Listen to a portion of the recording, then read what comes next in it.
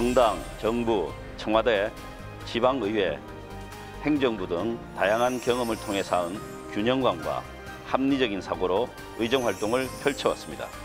국민이 주신 세 번째 기회, 이번에도 열심히 일하는 국회의원이 되겠습니다. 안녕하십니까. 22대 국회의원 화성시 병지역구 권칠승입니다.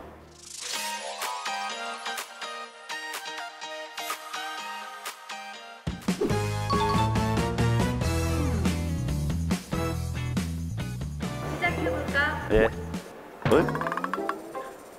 시작해볼까? 아주 좋아요.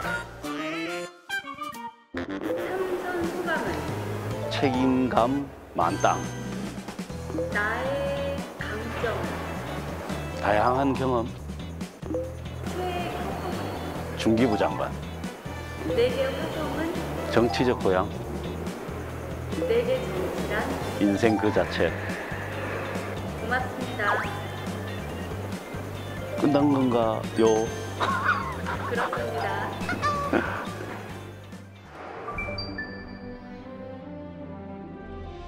선수가 쌓일수록 좀 책임감이 훨씬 더 커진다라고 하는 걸 많이 느낍니다.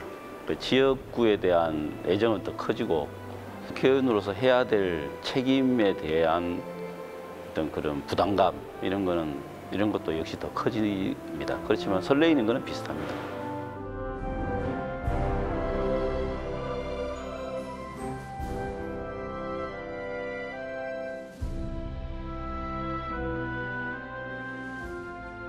상대방 내가 떠오르는 사람이 있잖아요. 저희 아버지입니다. 나이가 지금 이제 9순이시라 선거 때 이제 이번에는 내가 못 가겠다 이렇게 말씀을 하시고 다음에 혹시 못 볼지도 몰라서 꼭 가고 싶은데 이번에 내가 못 가서 미안하다 이렇게 말씀을 하시는데 마음이 좀 울컥했습니다. 네.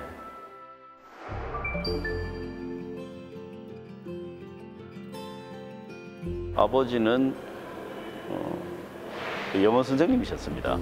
그리고 어머니는 가정주부셨고, 그래서 저는 아주 무난한 가정에서 별탈 없이 큰 평범한 학생이었습니다.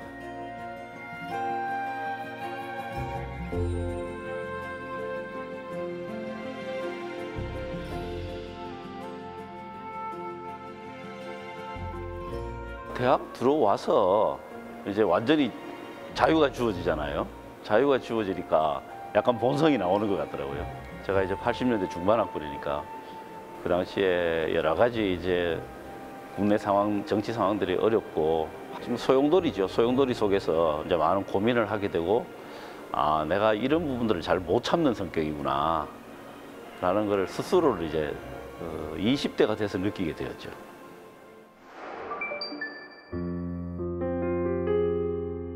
군복무를 마치고 당시 이제 한국자동차보험회사라는 데를 입사를 했습니다. 근데 거기에서 당시 아주 심각한 노사봉규가 생겨서 그걸 잘 못 참겠더라고요.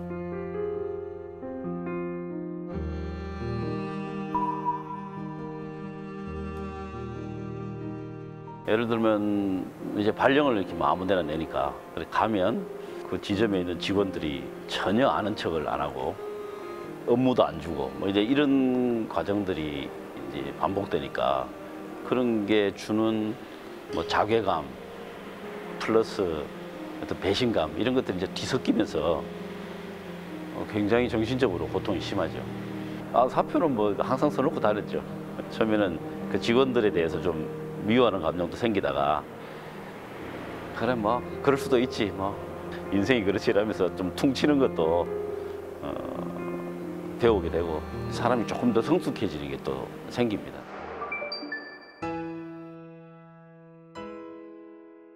(97년에) 그때 이제 김대중 대통령이 당선되던 해입니다.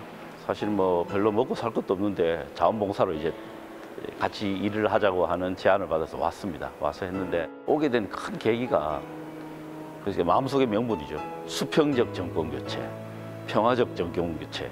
그 당시 이제 김대중 후보의 이제 연령이나 이런 걸 봤을 때 마지막 도전이잖아요. 그래서 최선을 다해서 한번 힘을 모아주자.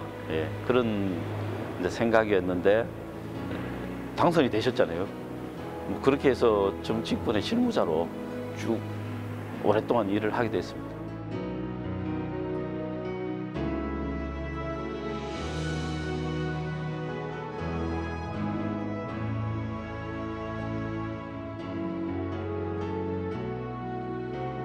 그때 청와대에서 이제 뭐 제일 큰 인연 두 개라면 노무현 대통령님을 모신가, 그다음에 제가 처음 발령받은 데가 이제 민정수석실이었는데 그때 민정수석이 문재인 전 대통령이십니다.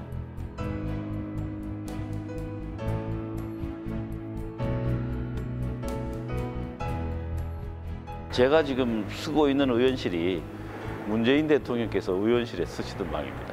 일대 방장이 문재인 대통령이시고 제가 2대, 3대, 4대 방장이 접니다.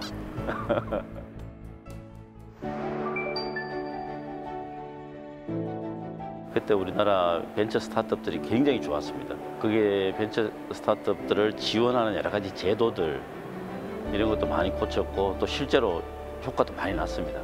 물론 뭐 제 당대 노력으로 되는 게 아니고 쭉 쌓여온 것들이죠. 그게 못지않게 의미를 두는 게 소상공인들에 대한 손실보상, 또 재난지원금 이런 거였거든요. 코로나 때문에 생긴 여러 가지 손실을 국가가 보상한다는 것을 제도화한 나라가 제가 알기로는 전 세계에서 대한민국밖에 없습니다. 이제 한의미법이라고 그때 이야기가 된 건데요. 예를 들면 뭐 학원차, 어린이용 차에 뒤에 애들이 이렇게 뭐 잠을 잔다든가 이렇게 있으면 못 보고 내리는 수가 있지 않습니까? 그래서 실제로 그 사망사고가 나기도 하고 그랬었습니다. 그래서 내릴 때 그걸 꼭 확인하게 하는 그런 장치를 하는 그런 법을 만들었습니다. 그래서 그 부분이 기억에 많이 남습니다.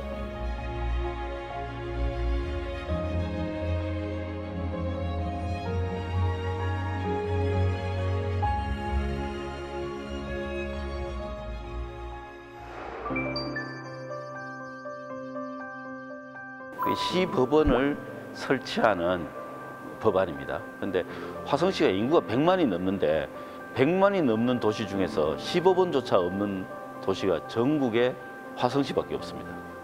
그렇게 생각해서 그 법을 1호 법안으로 제출을 했습니다.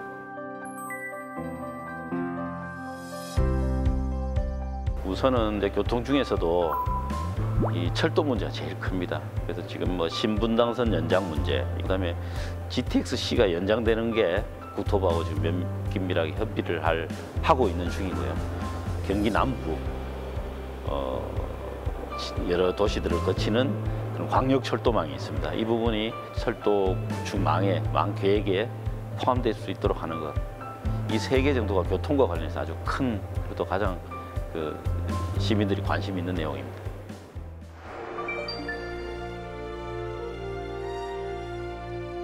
양준혁이라는 프로야구 선수가 있거든요. 그 양반 이야기가 내야 땅볼을 치고도 1루까지 최선을 다해서 달리는 선수로 기억되고 싶다, 이런 이야기를 했는데 저도 그렇습니다. 조금 더 추가를 한다면 가끔 홈런도 치고 적시타를 때려서 어려울 때 도움이 되는 정치인, 이렇게 기억될 수 있도록 최선을 다하겠습니다. 나 22대 국회의원 권칠승은 성실한 의정 활동으로 어려운 사람들을 대변하고 미래를 준비하는 정치를 할 것을 국민 앞에 엄숙히 선서합니다. 2024년 5월 30일 국회의원 권칠승. 네, 모두 수고하셨습니다. 자, 이상 마치겠습니다. 퇴근하십시오.